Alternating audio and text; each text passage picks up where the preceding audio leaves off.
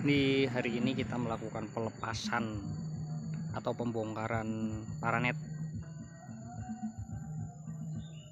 Jadi kebun ini mau dibuang semua naungannya dan akan diganti naungannya menggunakan naungan alami, yaitu ranting atau daun dari tiang panjatnya. Tiang panjatnya ini menggunakan pohon randu, tinggi tiang 180. Saya tanam dengan stek panjang dengan potongan 2 meter. Saya tanam masuk ke dalam tanah 20 cm dan sisa adalah 180 dari permukaan tanah ke atas. Kelebihan dari tiang randu itu hampir sama dengan tiang gamal, cuma ada sedikit perbedaan. Randu ketika kita pangkas, dia tidak akan mati dan mudah untuk tumbuh tunas dengan tunas yang banyak dan rimbun di bagian atas. Kalau gamal, ketika gamal kita pangkas, dia gampang mati, meresep ke pangkal tunasnya atau pangkal ranting, atau meresep ke batang dan batangnya mati setengah atau hidup hanya setengah batang. Itu untuk pohon gamal. Tapi bagus juga kalau untuk menggunakan pohon gamal, bagus karena hampir sama dengan randu, cepat tumbuh tunas.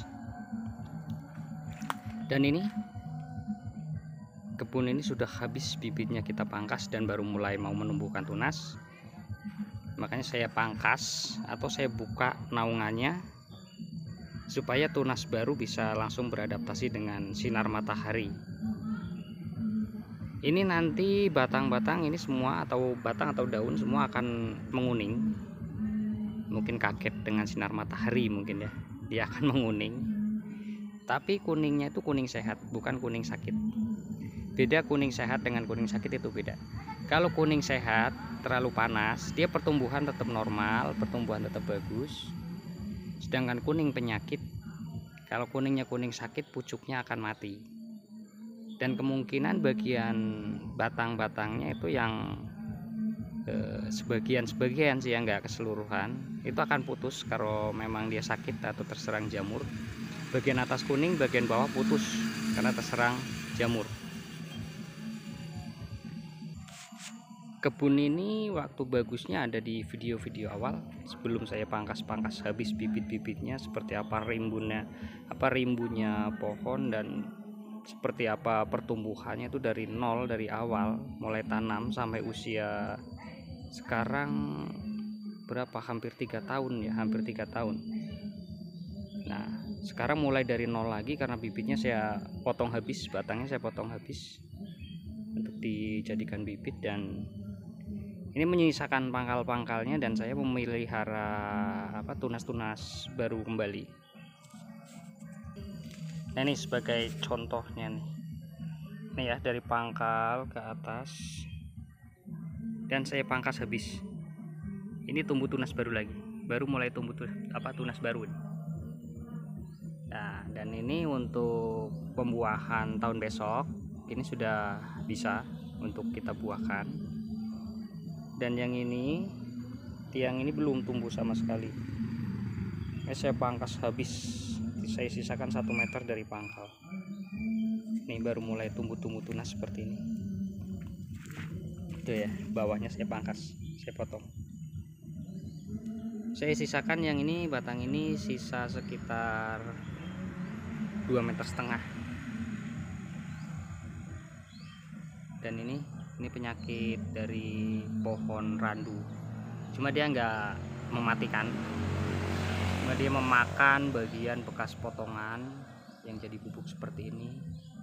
Ini hamanya kalau di sini apa sih, seperti cenggerek ya, cenggerek. Ini tai-tainya seperti tai ulet seperti itu. Sebenarnya di kebun ini masih banyak sih, masih ada buahnya sebagian, beberapa batang yang saya sisakan memang sengaja untuk kalau ada kawan-kawan datang masih bisa lihat buahnya yang di kebun ini. Dan kemungkinan musim tanam berikutnya ya, bukan tahun ini, sekarang melewati satu masa pembuahan. Terus pembuahan berikutnya, tunas-tunas baru di kebun ini akan ikut berbuah semua. Nah, ini contoh daun-daun kuning yang kesengat matahari yang terlalu panas. Ini mulai tumbuh tunas baru tuh, dari pangkal tunas barunya. Ini tadi kena tai dari hama pohon tadi, dan ini tunas barunya baru sekitar 50 cm. Ini di bagian sini masih ada sedikit buahnya nih, ada 1, 2, 3 tandan. Ini salah satu contoh buahnya, udah hampir tua sih.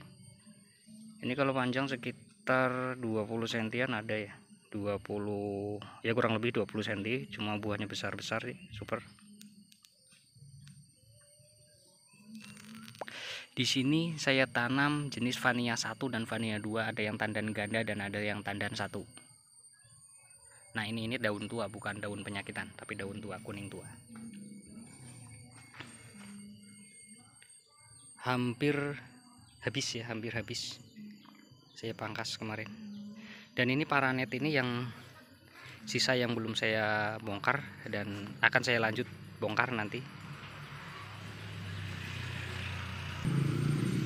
Ini di sini kita dapati buah yang panjangnya kurang lebih mungkin ada 22 cm, kurang lebih 22 atau 23an ya panjangnya ya.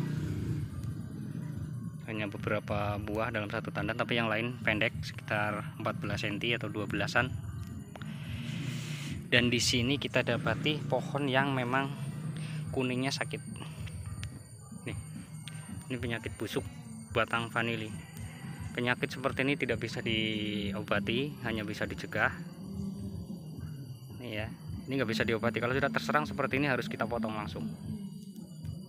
Kalau tidak kita potong, maka dia akan terus menjalar ke bagian pucuk atau ke bagian pangkal. Karena biasanya yang terserang penyakit seperti ini tidak bisa kita tentukan harus di bagian pangkal atau pucuk.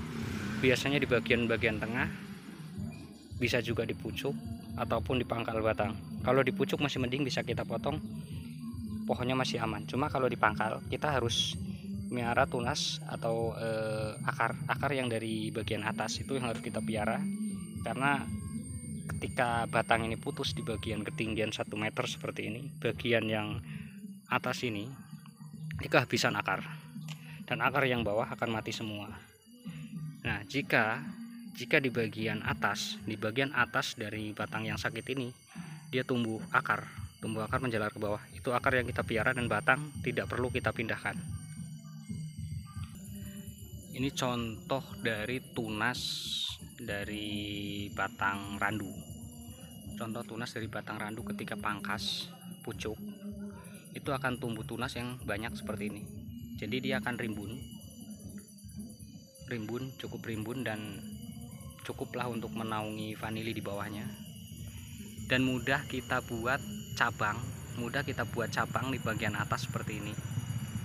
Jadi kalau misalkan si vanili ini udah mencapai ke pucuk atas, itu bisa kita lengkungkan. Dan ini akan saya pangkas juga nanti untuk menumbuhkan tunas yang lebih bagus. Karena ini udah hampir memasuki musim kemarau, waktunya kita pangkas untuk penyuburan tunas lebih dahulu. Dan setelah itu pemangkasan lagi nanti di awal-awal musim penghujan. Dari masing-masing jenis tiang atau masing-masing jenis pola tanam yang berbeda-beda, itu juga memiliki kelebihan dan kekurangan masing-masing. Untuk kelebihan menggunakan tiang hidup. Tiang hidup ini bisa bertahan lebih dari 15 bahkan sampai 20 tahun. Itu akan bertahan. Tapi jika kita menggunakan tiang mati, seperti ini contohnya tiang mati, kokopit dibalut menggunakan ram kawat ya. Ini ketika usia 2 atau 3 tahun, maka kokopit ini akan habis dan melorot. Banyak akar-akar yang ada di dalam ini yang tertarik ke bawah dan akan putus, yang akan menimbulkan jamur yang ada di dalam bungkusan tiang ini. Terus kemarin sempat saya dapati ada beberapa petani menggunakan tiang seperti ini, tapi tidak di tengahnya ini tidak menggunakan as atau tiang tengahnya ini yang kuat. Ada yang menggunakan bambu, ada yang menggunakan paralon tanpa dicor. Jadi ketika nanti ini udah rapuh semua nih, hanya tinggal menyisakan tiang tengah ini dan kawat. Dan tiang tengah ini kalau tidak dipastikan tahan lebih dari 10 tahun, maka ketika vanili rimbun, dia akan semakin berat, roboh tiangnya, dan akan kita mulai lagi dari nol. Karena ketika vanili itu roboh atau ambruk, itu ruas-ruasnya akan pecah-pecah semua atau patah ruas. Itu akan kita mulai lagi dari nol. Itu kerugiannya. Dan paranet itu terus kita mengganti setiap 3 tahun sekali. Ketika rapuh itu harus kita ganti. Di sini ada sedikit contoh, saya sedikit kasih penjelasan tentang vanili ini beda nih. Ini beda dengan yang ada di lahan. Kenapa beda? Karena ini vanili hutan dan yang itu jenis planifolia. Ciri-cirinya dia tuh daun ini lebih kasar, seratnya lebih kasar, daunnya lebih tipis. Ketika kita lengkukan gini, tapi nggak saya patahin karena ini baru tanam, baru mulai tumbuh. Ketika ini kita tekuk gini, tek, dia akan renyah, batangnya itu renyah. Tapi ketika kita mau kita pisahkan antara potongan satu dan potongan yang kedua, itu sulit karena lebih banyak seratnya yang garis-garisnya ke bagian pangkal, ke pucuk. Untuk ciri-ciri yang kedua itu di bagian pangkal daun. Ini pangkal daunnya lebih tebal bulat nih, tebal bulat. Berbeda dengan jenis planifolia yang tipis, pipih lebih lebar. Untuk batang jenis ini kulitnya itu lebih kasar, tapi kalau dilihat sekilas hampir serupa, cuma dia ada sedikit bintik-bintik putih di bagian ini. Nampak gak sih? Nih yang kasar ini sedikit bintik-bintik putih kecil-kecil yang ada di permukaan kulitnya. Ini untuk jenis vanili hutan. Ini banyak ditemui di Sumatera dan Jawa. Di Jawa yang ada itu di bagian Jawa Tengah dan Jawa Barat, itu banyak untuk jenis vanili seperti ini, vanili hutan. Dan bunganya tanpa dipolinasi pun jadi buah. Sudah selesai semua untuk pembongkaran paranet. Dan ini tahun depan, di usia 1 tahun setelah dibongkar paranetnya, saya pastikan ini akan rimbun dan panjang tunas bisa lebih dari 4 meter. Dan saya pastikan sebagian langsung ikut berbuah, tapi bukan di musim buah sekarang, tapi melewati satu masa pembuahan berikutnya. Ini udah selesai. Oke, ikuti terus nanti seperti apa perkembangannya setelah dilepas paranetnya atau tanpa naungan dari paranet. Ini setelah selesai dibongkar paranet bisa kita jemur seperti ini sampai kering, baru kita simpan untuk digunakan kembali ya nantinya untuk penanaman lagi atau untuk penaung apa. Yang penting dijemur dulu sampai kering biar tidak rapuh nanti ketika kita simpan.